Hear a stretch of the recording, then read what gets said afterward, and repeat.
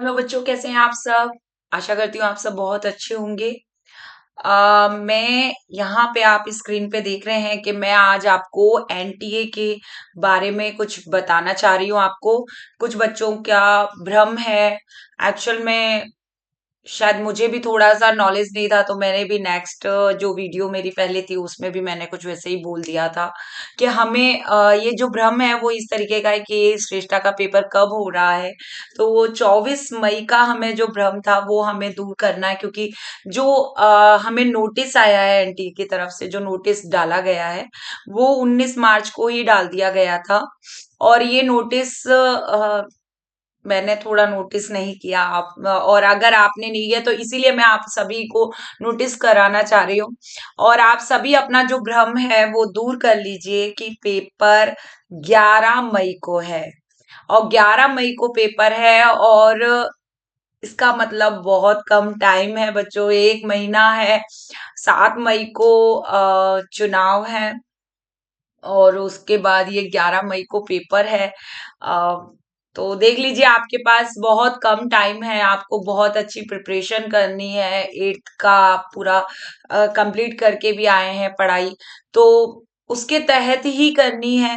पर कुछ अलग बोर्ड से भी हैं कुछ बच्चे, जैसे यूपी बोर्ड से हैं, कोई राजस्थान बोर्ड से है, एनसीईआरटी पैटर्न पर आपको पढ़ाई करनी है श्रेष्ठा की।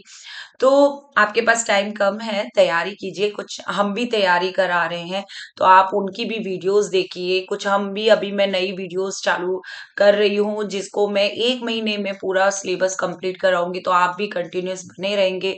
पर डे वीडियो डाली जाएंगी। अगर किसी के मन में, बच्चों के मन में डाउट चल रहे हैं कि किस तरीके से किया जाए उसको, मतलब तैयारी को, तो वो भी डाउट्स क्लियर कर दिए जाएंगे। अम, आप उसको भी बस चैनल से जुड़े रहिए, चैनल पे बने रहिए। तो देखिए यहाँ पे मैं स्टार्ट करते हैं। देखिए, ये नोटिस जो है वो एनटीए की तरफ से 24 मार्च को ही आ गया था। 24 मार्च को ये श्रेष्ठा के लिए ये नोटिस आया, कि ये नोटिस में जो बोला गया था, देखिए मैं यहाँ पे बता देती हूँ कि पेपर, जैसे इसमें यहाँ पे 12 मार्च से फॉर्म फिल करने की, ऑनलाइन सभी में जो सबमिशन है ऑफ एप्लीकेशन फ्रॉम थ्रू, तो ये फॉर्म भरने की जो फॉर्म है, फॉर्म भरने की जो वेबसाइट यहाँ दे रखी है, इससे आप वेबसाइट पे जाके फॉर्म फिल कर सकते हैं। मतलब अब तो डेट निकल गई है 4 अप्रैल लास्ट थी, तो ये 4 अप्रैल तक भरना था, 5 बजे तक। तो ये डेट निकल गई है। जिन्होंने फॉर्म भर लिए हैं उनको तैयारी करनी है। अब देखिए यहाँ पे ये था कि 6 अप्रैल और 8 अप्रैल को, यानी अभी अभी ये जो टाइम है, जिन्होंने एप्लीकेशन फॉर्म भरा है उनको पर्टिकुलर करेक्शन करने का टाइम दिया गया है। अगर आपके फॉर्म में कोई मिस्टेक है तो आप करेक्शन कर सकते हैं। आपके पास 2 डेज है, कल से, कल 6 तारीख है, तो कल से आपको ये करेक्शन करने का टाइम मिलेगा 6 से 8। लगभग आपको 3 दिन का लगभग समय दिया जाएगा, 5 बजे तक। 5 बजे तक आपको टाइम दिया जाएगा। ये याद रखना है, कभी कभी फॉरम का हमें ध्यान ऐसा रहता है ना कि 8 तारीख को जैसे कि 12 बजे तक नहीं, आप पर्टिकुलर इसमें दिया गया है कि 5 बजे तक, शाम के 5 बजे तक ही आपको करेक्शन का है। तो आप 12 बजे का इंतजार ना करें, आप 5 बजे तक अगर कोई करेक्शन है तो आप मेरी बात मानिए तो 6 को ही कर लीजिए, 6 और 7 को ही। और देखिए यहाँ पे फिर एडमिट कार्ड मिलना स्टार्ट हो जाएंगे। एडमिट कार्ड 6 मई को, यानी कि 6 मई को एडमिट कार्ड मिलने लग जाएंगे। तो आपको ध्यान रखना है कि पेपर के लिए बिल्कुल टाइम नहीं रहा है, बिल्कुल 1 महीना रहा है। यानी आप अब जल्दी से अपना रिवीजन, और जो भी आपने 8वीं में पढ़ा है, जो भी, और कई बच्चों ने एनएमएमएस की भी तैयारी की है, वो भी बच्चे, अगर वो बच्चे तैयारी जो किए तो उसका भी लाभ आपको मिलेगा साथ में। अगर आपको ऐसा लग रहा है मैंने तो कोई तैयारी नहीं करी है, तो घबराइए नहीं, अभी 1 महीना है, टेंशन नहीं, क्योंकि आपने 8वीं की है। 8वीं के कुछ में पेपर्स हो चुके हैं, राजस्थान बोर्ड्स में भी इस तरीके से, मुझे वहां का आइडिया नहीं है, थोड़ा वहां पे भी कई जगहों पर क्या है, पेपर्स चल रहे होंगे या पेपर हो चुके हैं, तो फिर आप घबराइए नहीं, आपको 8वीं का ही यानी 6, 7, 8, 9, 10 का भी थोड़ा बहुत कवर करना है तो आप करिए, जीके को कवर करिए और 1 महीने में कंटिन्यूस कम से कम 4 या 5 घंटे की स्टडी करिए, आपका जरूर सिलेक्शन हो जाएगा। देखिए यहाँ पे पेपर की डेट, ये आपको यहाँ पे मैंने पहले भी जैसे बताया 11 मई है एग्जाम डेट, यानी एग्जाम डेट 11 मई को है। और आपको पेपर में टाइमिंग कितनी मिलेगी, टाइम यानी आपको पेपर करने के लिए टाइम कितना मिलेगा, आपको ये चीज ध्यान रखनी है। तो टाइम जो है वो आपको 3 घंटे मिलेंगे, 180 मिनट।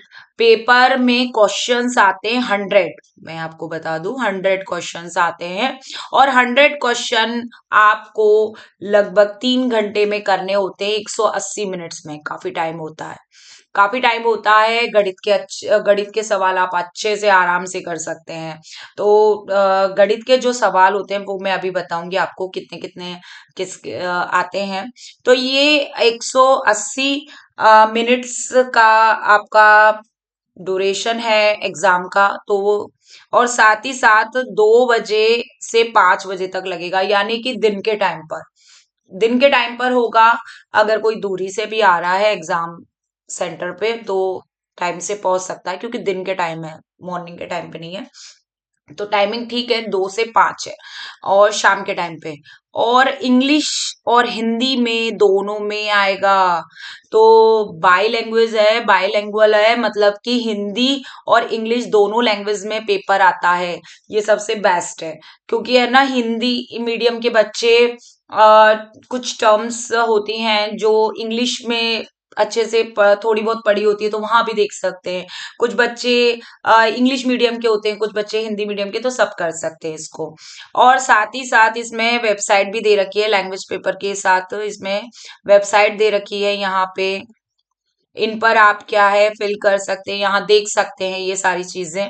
तो ये सारा, और डिक्लेयर रिजल्ट, जो डिक्लेयर होगा रिजल्ट वो 4 से 6 सप्ताह में क्या हो जाएगा, आफ्टर मतलब सप्ताह यहाँ पे 4 से 6 वीक्स आफ्टर एग्जाम, यानी कि एग्जाम के 4 से 6 सप्ताह बाद क्या है डिक्लेयर हो जाएगा आपका रिजल्ट।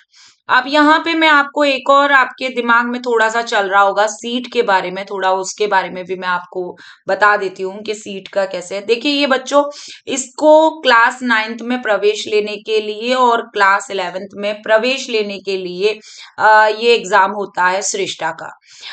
9th और 11th में प्रवेश लेने के लिए इसका मतलब 8th पास जो कर रहा है बच्चा, यानी 8th में है, अपियर है, या अभी रिजल्ट आ गया हो, किसी के एग्जाम भी हो गए हैं, जैसे हमारे यूपी बोर्ड के एग्जाम हो चुके हैं और बच्चों को रिजल्ट भी मिल गया है। तो और कुछ बच्चों के शायद एग्जाम नहीं है तो अपेयरिंग में हो, तो 8th क्लास का बच्चा इसमें क्या देगा, एग्जाम में बैठेगा, एग्जाम देगा 9th क्लास के लिए, और 10th क्लास का बच्चा 11th क्लास के लिए एग्जाम देगा। और यहाँ पे एक और चीज है कि दोनों की टोटल जो सीट है वो 3000 है, दोनों की मिलाकर है। ठीक है, आप ये ना समझिए कि दोनों की अलग अलग 3000 है, नहीं, 3000 जो है वो आपको दोनों की है, 9th और 11th की। आप ये कह सकते हैं हम कि कहीं पर जैसे मान लीजिए 9th में ज्यादा कर दी, 11th में कम सीट्स कर दी, तो वो इसी हिसाब से तो इसमें दे रखा है अप्रोक्सीमेट्स जो 3000 सीट्स हैं would be provided in class 9th and 11th, fully funded by the central government. ये सेंट्रल गवर्नमेंट की तरफ से 9th और 11th के लिए ये 3000 सीट्स दी हैं, 9th और 10th में, वो सॉरी 9th और 11th। अब यहाँ पे एक चीज आप एक और ध्यान रखें, जैसे मैंने यहाँ पे आपको बताया, मैं यहाँ बताती हूँ आपको कि अभी मैंने यहाँ पे आपको बताया कि 100 क्वेश्चंस आते हैं। 100 जो क्वेश्चन आते हैं बच्चों, वो 100 क्वेश्चन में आपका मैथ पूछा जाता है, यानी गणित पूछा जाता है, आपसे साइंस पूछी जाती है, ठीक है, और एसएसटी यानी सामाजिक अध्ययन जो होती है, और साथ में जीके आता है, यानी ये आते हैं। मैथ आती है, साइंस आती है, एसएसटी और जीके ये आता है। और देखिए यहाँ पे इनमें कहाँ कहाँ से कितने, तो मैं यहाँ पे बता देती हूँ कि कितने कितने क्वेश्चन आते हैं। तो यहाँ पे देखिए, मैथ में बच्चों जो क्वेश्चंस आते हैं वो 30 आते हैं, मैथ से 30 आते हैं, और साइंस से 25। एसएसटी, देखिए एसएसटी में, सामाजिक अध्ययन में ज्यादातर मैं आपको बोलूंगी इतिहास में सबसे ज्यादा फोकस आपकी 8th क्लास में मॉडर्न हिस्ट्री पे दिया गया है, यानी आधुनिक इतिहास पे आप ज्यादा फोकस करें, उससे ज्यादा बहुत क्वेश्चंस आते हैं। ज्योग्राफी और इसके पार्ट्स अगर उधर से क्वेश्चंस आते हैं तो वो जीके में आ जाते हैं, तो आप जीके के पर्पज से आप एसएसटी को पढ़िए, क्योंकि एसएसटी में काफी पोर्शन आपका जीके का क्या हो जाएगा, कवर हो जाएगा। और एसएसटी में भी 25 क्वेश्चंस, और साइंस में भी 25, और जीके में 20 आते हैं। अब आप देखेंगे 30 मैथ के, 25 यानी 25 क्वेश्चन आपके साइंस के, 25 क्वेश्चन आपके सामाजिक अध्ययन से, और 20 क्वेश्चन जीके के आते हैं, जनरल नॉलेज के आते हैं। तो इससे पूरे 100, इस तरीके से पूरे टोटल 100 क्वेश्चंस आते हैं। और ये 100 क्वेश्चंस जो हैं वो आपको 180 यानी 3 घंटे में करने होते हैं। ये ड्यूरेशन दे रखा है एग्जाम का, तो इसमें करने होते हैं। देखिए आपको लगभग क्लियर हो गया होगा कि पेपर जो है वो 11 मई को है, यानी 24 मई विल बी प्रीपोन्ड प्रीपोन्ड हुआ है, पोस्टपोन्ड नहीं। ज्यादातर पेपर्स क्या होते हैं बच्चों, पोस्टपोन्ड होते हैं, पर ये प्रीपोन्ड हुआ है, यानी ये पहले खसक गया है पेपर, और पहले होगा। अब ये तो 11 मई को हो गया, और ये जो सूचना थी वो 19 मार्च को ही आ गई थी। अब हमारा बिजी शेड्यूल रहता है, हम ध्यान नहीं रखते हैं, बच्चों को भी थोड़ा सा ऐसे ही। तो अब आप सबको क्लियर हो गया होगा। अगर कोई भी डाउट है तो आपको पता चल जाएगा। ये नोटिफिकेशन का लिंक भी यहाँ पे है, कुछ लिंक मैं भी डिस्क्रिप्शन में डाल दूंगी, आप तैयारी कीजिए। और मैं आपको एक और बताऊं, हमारी बुक आई है, ये आपको दिख रही है, मैं इसके बारे में भी आपको बताऊंगी। देखिए इस बुक में सब कुछ है, पूरा काफी अच्छा कवर किया है। इसको 11th का बच्चा भी खरीद सकता है, वैसे तो ये 9th के लिए, कक्षा 9 के लिए, तो आप इसको भी खरीदिए। इसको खरीद लीजिए, आपकी पूरी 1 महीने में तैयारी हो जाएगी इस बुक से। पूरा कवर कर रखा है इसमें, आप इसको पढ़े, इसमें बहुत सारे क्वेश्चंस हैं। देखिए इसमें पूरे 2400 क्वेश्चंस है, इतने सारे क्वेश्चंस हैं, और उनको करिए। कुछ मैं भी वीडियोस, जो ऑनलाइन वीडियोस डालूंगी, तो उसमें भी आपको कुछ कुछ बच्चों के ये भी रहते हैं, मैडम कथन निष्कर्ष से क्वेश्चन आते हैं, कथन और कारण पूछे जाते हैं, वो भी सब कुछ कराया जाएगा। आप बस चैनल से बने रहिए, बुक को खरीदिए, बस इतना, और ज्यादा नहीं। आप मेहनत करिए, अपनी भी बुक्स पढ़िए 8th क्लास की, वो भी रखिए, क्योंकि भाई 8th क्लास का क्या है, जल्दी आपको जल्दी समझ में आएगा, क्योंकि अभी आप फिलहाल बुक उसको पढ़ के आए।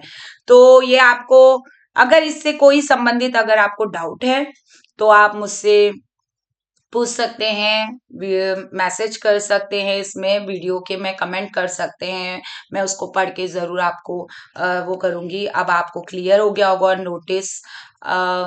ओके बच्चों, थैंक यू।